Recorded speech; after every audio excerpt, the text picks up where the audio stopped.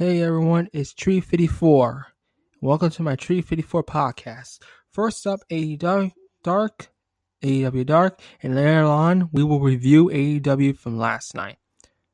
Now that's out of the way. We got 15 matches set for this edition for AEW Dark, including the only rematch that rivaled Hulk Hogan versus Andre the Giant on the main event in 1988. Brandon Cutler versus Peter Avalon. Now you go to the match. Uno and Grayson versus Top Flight. And this is Top Flight's debut on AEW Dark. Let's get to it. AEW knows how to get ratings since Long John Silver and Anna Jay are both out for the first segment. Good aggressiveness from Uno and Grayson this match. At Taz notes, Top Flight is a perfect name for the team of Dante and Darius Martin because they're super athletic, has some nice offense. I could see them in AEW at some point in the next several years because they do have both title skill set and a lot of potential. Of course, they weren't winning this match, but this was way more competitive than most probably expected to be. Love the back and forth. Uno and Grace certainly sold Top Flight's offense like two true pros, but it was Uno and Grayson that hit the fatality for the win. Now on to Ricky Starks versus VSK's. A new superstar's debut. Taz thinks Starks is the future of AEW, and I can't disagree. This guy is so good, and his mannerisms are just awesome. What I love about him is 1 second he can play around, and the next he flips switch into ass-kicking mode. VSK got a little offense, and wow, someone named VSK? Sure. But this was all about showcasing Starks. Even Ugogo had no choice but to recognize the greatness of Starks, who hit the Rochambeau for the victory at 3. On Eddie Kingston with the bunny, and she talks about how QT Marshall was into her and bought her all kinds of stuff, so she should got bored of him. There's the explanation people wanted about why Allie left QT. She's back with a real family now. Kingston doesn't like that. The Nightmare fan is ahead of his family in the rankings. Okay, sorry for the run. On to Seidel versus Johnson. Can we get Lee Johnson versus Beck Carter again? Can we? Wait, that's right. Carter is signed with the WWE, a wrestling company that uses superstars and wastes them. Because this is Vince McMahon. I'm not happy about it. I thought Excalibur did a good job noting that Johnson likes to pattern himself after Kenny Omega. That's the character development. You need to get people invested in a guy that's 13 losses. Even a tiny mention of something like that connects some dots about who you're watching in the ring.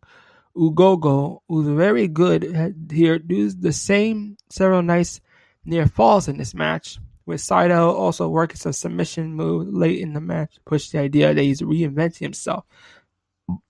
Good match with Johnson trying to everything he could to get the win, but Seidel eventually made him pay for it by locking the Cobra clutch to force Johnson to tap. Now, next is Shida versus Hirsch, her debut.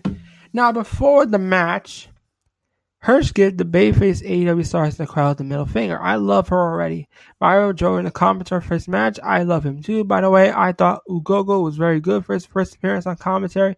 He'll be back.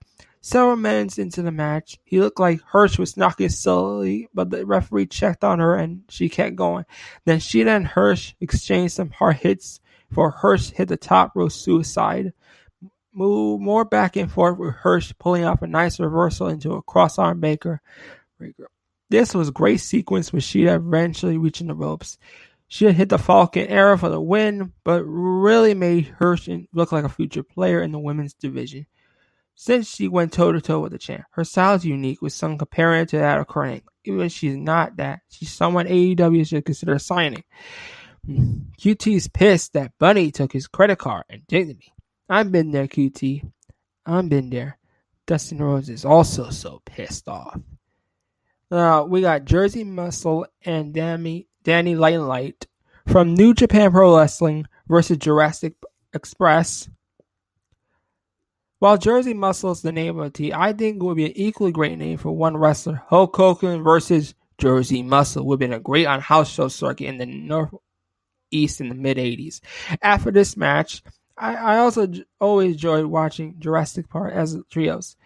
Luchasaurus, Jungle Boy, Marco Stunt are all offer different styles, so it makes them for a lot of variety in the match. However, the star of the show here was Danny Limelight, who got all the limelight when the slight sequence late in the match. Jersey Muscle even nearly got the pin on Marco, but Marco on his revenge with a destroyer for the win. Another fun match. Now we got Hybrid 2 versus SCU. The Hybrid music is the best. Of course, the match was set up on last week's show at the Franco Center Square for Jack Evans. Hell of a technical sequence early on from Kazarian and Angelico. The momentum was been an awesome show thus far. This was a lot of technical wrestling and submission maneuvers. I think it's important to stress the variety you see on the show like AEW Dark. That's why even with the 15 matches, you get a little something different every single one of them. To finish this one, focus on Evans and Angelico going to Cocky, which allowed Kazarian to use a small package on Evans for the win. After the match, Angelico and Evans went on attack, so they'll likely continue this feud. NJ versus Katina Perez. Mario's out. Brandy rose into the commentary booth. Excalibur brings up Anna attacking Brandy on the John Silver edition of Shot of Brandy. Will Star. Anna showed up a few pressing kicks. She pretty much controlled this match from the start to finish before locking in the Queen Slayer for the win. She is so into this character and it's just great. Let me stay for a minute there. We are building towards a feud between Brandy Rhodes and NJ is basically continuing that feud. And you gotta check out that comment Brandy Rhodes had on her Catalina Perez being a queen. Brandy Rhodes is the queen, bitches. Now then, to the match you want to hear about. Brandon Cutler versus Peter Avalon. And now for the review of that match. Sorry, again, I'm trying my best. It's time for your main event. No cows, no DQ, no nothing. Somebody has to gotta win this shit. Business picked up early with Avalon flying off the stage, taking Cutler down on the outside. We got a table. Who's going through it? We also got guards over Avalon's head and upper body. And for some reason, Cutler thought it was a good idea to do a flying elbow onto the can, hurt his elbow in the process. No wonder this guy is 0-25 too. Turns out Cutler went through one of the tables. Library books are everywhere, as Excalibur reminds us that some people like physical media. We got thumbtacks tees. It's actually dice. Hilariously, Avalon took a book away from Leva Bates, so he calls him a son of a bitch and slaps him. Physical media for the win. Brass Knuckles and Avalon takes a bump on the dice. He's broken in half. Both guys go through a fuse table that was set up. Here comes the Young Bucks to cheer on Cutler. This led to Cutler countering a move off the top for the victory. He did it. Cutler has ended his losing streak.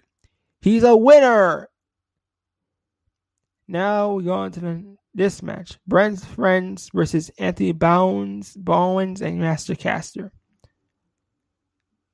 Caster has just did his John Cena before the match by cutting a few raps on Best Friends. This is what I mean by showing up the personality of these unsigned talents get fans invested. Good work. Enjoy the teams of Bowens and Caster in this one, but it was Best Friends getting the win with strong 0 at around 5 minutes. It was hard to follow the classic before them. Now we get to Scorpio Sky, and he found out his dressing room was destroyed, and we found someone wrote "Thief" on the mirror. There's some interest in that. Now we go on to Cage versus Fuego di Cel. Talk about Clash of Styles. This is it. Stars comes out shirtless during the commentary. The man is a legend. Fuego nearly got a pin on reverse early on, but Cage destroyed him with Weapon X for the win.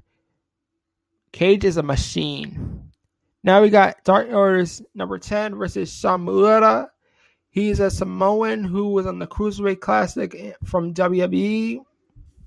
Alright, Excalibur thinks 10 is the biggest powerhouse Dark Order has outside Brody Lee. Has Excalibur seen Long John Silver? He is freaking jacked, man. Five got involved with some shenanigans, which fits Dark Order's approach. But the Samoan Maluda got some offense, so that was good. However, 10 hit the close onto the back of Maluda's head for the victory. Then it was 5 and 10 with a double team move of Maluda afterward to send a message.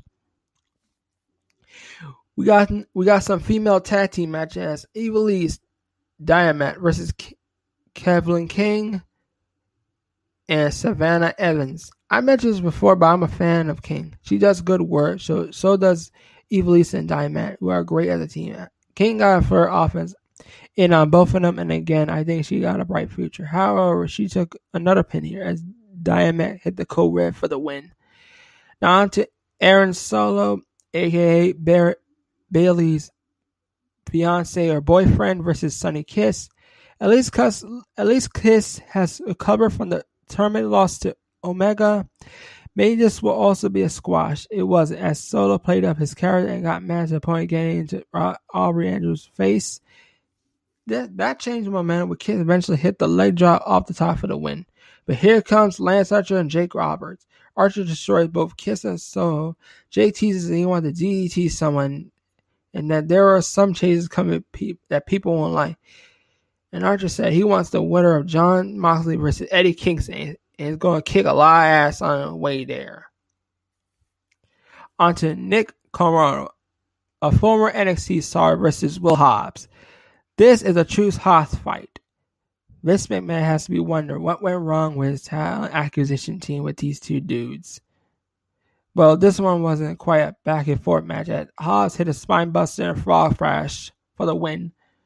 Now on to the main event, Darby Allin versus the returning Alex Chamberlain.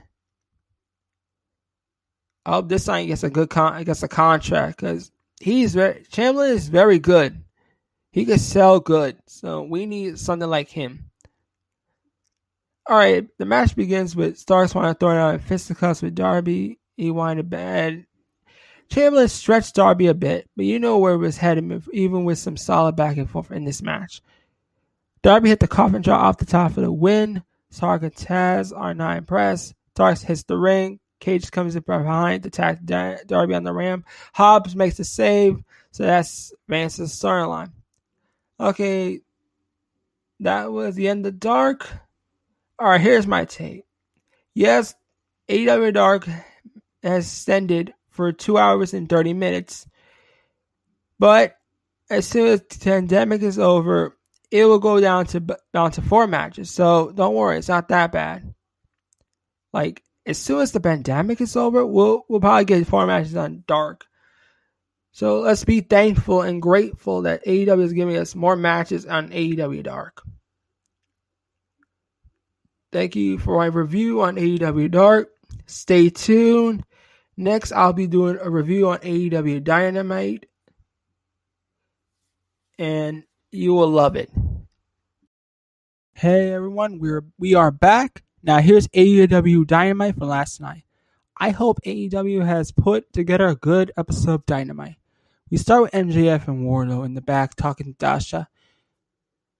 MJF says he's proud of Wardlow, but if he wins the tournament and beats the champion, MJF becomes the AEW heavyweight champion. Wardlow looks confused by this, but then tells MJF, yeah, he got it. And comes Sammy Guevara to tell MJF to screw his jacket. He's not MJF's buddy or friend, and will make sure he'll never join the inner circle. MJF has some advice for him. He tells Wardlow to head back, get ready for his match. MJF have a note for Sam on his promos. Don't. What's wrong? The guy who sells Adderall to middle schoolers is getting upset. Sammy says no, he's thinking of all the things he's going to do about it. Wardlow's match is next. Wardlow versus Hangman and Page. The match ends with Page grabbing the leg. Exploder off the top rope. Buckshot. He's not done. He hits the apron again. Another buckshot. Pin for 1, 2, 3. Hangman Page wins. Now here comes my take on it. It's very interesting to see how much of a lack of rest holds affects a match that makes it seem like a seamless strings of awesomeness. In all reality, this was a big guy versus little guy match. But Page showed a lot of resilience to prove he's in the upper echelon of talent. Most definitely not little. Wardlow shows some green, but the dude is trying, has tremendous upside to continue to grow. Solid effort. John Moxley has a video promo say this isn't about the ranking. This is just for him. He won't be defending the title. He'll be weaponizing it. He calls Eddie Kingston miserable and excuse making. He says AEW is for those who do the work, put their asses on the line. Eddie will now have to say the words, I quit. He'll be alone with his ego. Moxley crushes the windpipes and skulls and egos. Protect your neck, Eddie. DM. Speaking of the devil, here it comes. He's here with Butcher, Blade, and the Bunny. Match 2, Eddie Kingston versus Matt Sydal.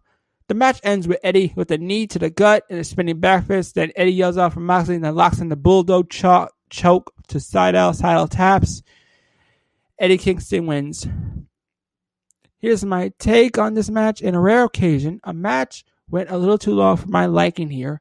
Eddie probably would have looked better killing Sydal and moving on. But the PIP and necessity to go along a kind of match killed the match. You get what I'm saying? Eddie won't let go. The ref tries to stop him, but in comes Butcher and Blade. Bunny grabs a mic, comes over to the mat. Eddie says, I quit. Moxley. Sydal says he quits. Eddie apologizes to Moxley and then leaves. Earlier today, Excalibur sits with Young Bucks while Tully is with his team.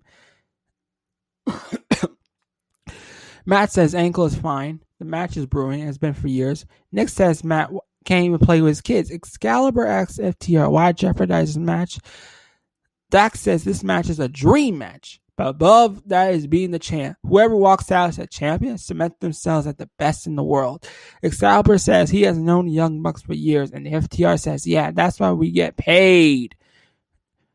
Matt says that he and Nick like to think themselves as good people, but sometimes they do bad things. Do they regret what they've done? They aren't proud, but they don't regret it. For the last year, they've been suffering. There's something missing, sometimes age. They couldn't get their finger on it. The moment these pricks started messing with their livelihoods, something changed, that killer instinct. Would this be the cause of our undoing? Maybe, but this is the way we feel. Cash says they have more to say, but obviously they aren't in need for this interview. Excalibur brings something up. They have more to lose in this title. So here's the step. If they don't win, they will never challenge for the titles ever again. Cash and Doc's boss was cool. Matt adding the step, tried to Matt motion to his promo. Repeating words wasn't. Not cool. Time for the Town Hall meeting. Tony and Dasha are hosting. They welcomes to the town hall. Separate tables, chairs are set up either side of the ring, while table and mics are set up on stage for Tony and Dasha. Out comes MJF alone. He pats Tony on the head, then sits on his side of the ring. First question comes Luchasaurus. Sorry, the mic falls. He asks MJF how he could contribute to the earning potential and continued financial prosperity of the Inner Circle. MJF says he has an answer. We get a chart of the Inner Circle earnings, so the pre-spotty record, pre-MJF, yet an upward climb post-MJF. It's math, says MJF. Simple economics. Britt Baker asked Jericho about MJF's body former friendships. Jericho says he's not a dipshit like Cody Rhodes.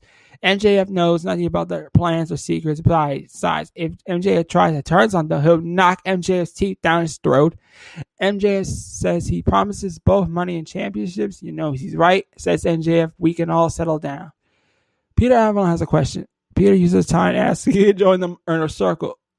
LOL. The Inner Circle lasted off. MJF joins them, and then Jericho says no. Peter Avalon tried his best. Next question is from Mr. Eric Bischoff. It's Bischoff. He has a 3 prolonged question. 1. January 20, 1961. JFK says, ask what your country could do for you. And Bischoff asks MJF what he could do for the Inner Circle. MJF says, that's a great question. Very powerful. Only one powerful word. Friendship. Number 2. Given the word, consider MJF to be a quick package. What does he believe the Inner Circle could do for him? He says, no, he is the complete pack. He can humbly accept that he has a dent in his armor. He may not be the test team player, but he believes once he joins the Inner Circle, he can learn how to be. 3. He has worked with Jericho for many years, and most would agree he's a Prima Madonna. Jericho is upset, but Tony said Eric has the floor. Then Tony tells Jericho to shut up. Bishop continues his question. Given that MJF possessed many of the same Prima Madonna exact characteristics, what is the guarantee if you don't just end up killing each other? And just say, that's preposterous. He been getting booed, throwing arrows. He's been a good person. He came out of respect and a leap of faith.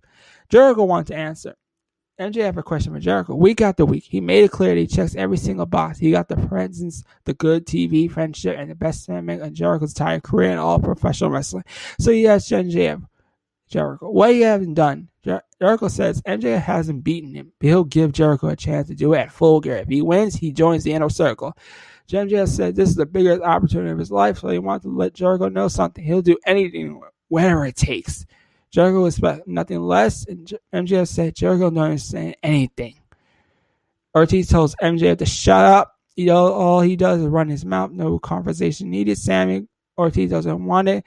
Ortiz is in the middle, doesn't bleed for 1 second because Jericho's entertaining and Jeff Day has a shot. Next week, Sammy Ortiz versus MJF Wardlow. MJF will not be making it to the pay-per-view. They'll make sure of it. Now, here's my take on this whole thing. I'm sure there's going to be a player that loves this, but it's kind of dragged a bit for me. I also have to call in question why Luchasaurus or even Britt Baker would care about what's going on between the Inner Circle and MJF. The Bischoff cameo was cute, but why would he care either? I feel like the match and the promo Ortiz cut all could have been done without the hall meeting, so it came out as a bit self-serving. Match 3, TNT Championship Lumberjack match, Cody versus Orange Cassidy. Match ends with Silver, but the pump kick Orange with a shot from his clipboard. Cody with the crossroads for pin 1, 2, 3. Winner Cody Rhodes. Here's my take. I call foul. How dare you, Silver? How dare you, Anderson? All the Lumberjacks go buck wild on each other. So Billy, Anderson Gunn clear the ring of the Dark Order. Backstage, best friends will go up to Miro and Kip to apologize. They feel bad. Miro forgives them, offers them a gift. Then they attack the best friends in the locker room. Miro tosses Trent into the wall. He locks his head up from behind, said he will never forgive him. Kip blasted off in the back and interrupts their little gaming joystick platform thing. To the ring, Sarah Deeb is making her entrance. She is the new NWA Women's Champion. Oh, this could be good. Match for the NWA Women's Championship match. Serena Deeb versus Leah Hirsch. The match ends with Deeb locks the head, spinning neckbreaker, and another one. Deeb captures the arm and hooks the leg. Hirsch taps with her Serena Deeb. Here's my take. Serena Deeb can go, and I merely have never seen Hirsch, well, except last night on AEW Dark, but she showed up and showed me out nice. Martinez is backstage with Sheeta. He brings up Nyla, who refused to wrestle for the title. Sheeta grabs the mic, says she wants Nyla in Full Gear, so there's that. Match 5, Spears versus VSK again. VSK. This is the second appearance of VSK. Spears lifts VSK onto his shoulders. Jet Valley Driver. 1, 2, 3. Winner, Shawn Spears. Squish, squash match. There's a bull in the crowd that throws something at Spears. Spears gouges out to grab him, drag him into the ring. He goes to tell it to grab something. Bull reveals him to be Scorpio Sky. Shawn turns around and Sky takes. He goes over to Tully to stare him down. Okay, here's my hot take on Scorpio Sky. He's a bit bland. He's like a bland baby face. You gotta add some oof into him. Now we get to the main event. Kenny Omega versus Penta. This amazing match ends with Omega hitting back elbow, favor his injured arm, caused by Penta in the match. Chop to Penta, another, hits the right super kick to Kenny. Penta hit the super kick to Kenny. Penta hit the rope, springboard, turns the knee, the fucking face. Kenny hits the one-wing angel, pin 1, 2, 3. Kenny Omega wins. Holy hell, what a main event. I had watched that night. It was amazing. The bad news is we knew exactly who was winning, no matter how many back and forths and near falls they had. I didn't think once that Penta was going to win. The good news is that this didn't take away from the badass match and had a lot going for it. Solid main event. Wow. All right. Now here's my end review. Here's my big review for AEW Dynamite. Here's my take. AEW Dynamite tonight from last night. AEW Dynamite, from last night was a show that started off average, dipped in quality near middle, came back strong near the end. Wardlow continued to grow. Page is a good person for him to learn from. The pit, but the win was never in question. Last week we saw Jericho and MJF attempt to still show some. They did this week. No Bishop cameo was going to make me enjoy this match, and I did. It appears my suspicion of belief only stretches so long as there's some type of mystical number involved, because I couldn't wrap my head around why Luchasaurus would care about the well-being of the inner circle, or why Britt Baker would care at all about Jericho or MJF or Eric Bischoff cameos, whatever. While cute, a little tug on the nostalgia tip, it also doesn't mean much to me here either. They could have done this without the entire segment, save for the promo challenge from Jericho, the promo for the tease, and the follow-up. All right. My boy Orange Cassidy got screwed by Dark Order, although I'm all for Silver getting some love. It didn't seem kind of shoehorn. Thankfully, though, banger of a main event. Let's face it, we knew it was going to get good, yet I even had a better time enjoying it. A middle of the road show with a bit of added love for the main event, and for Serena Deep being a badass bitch.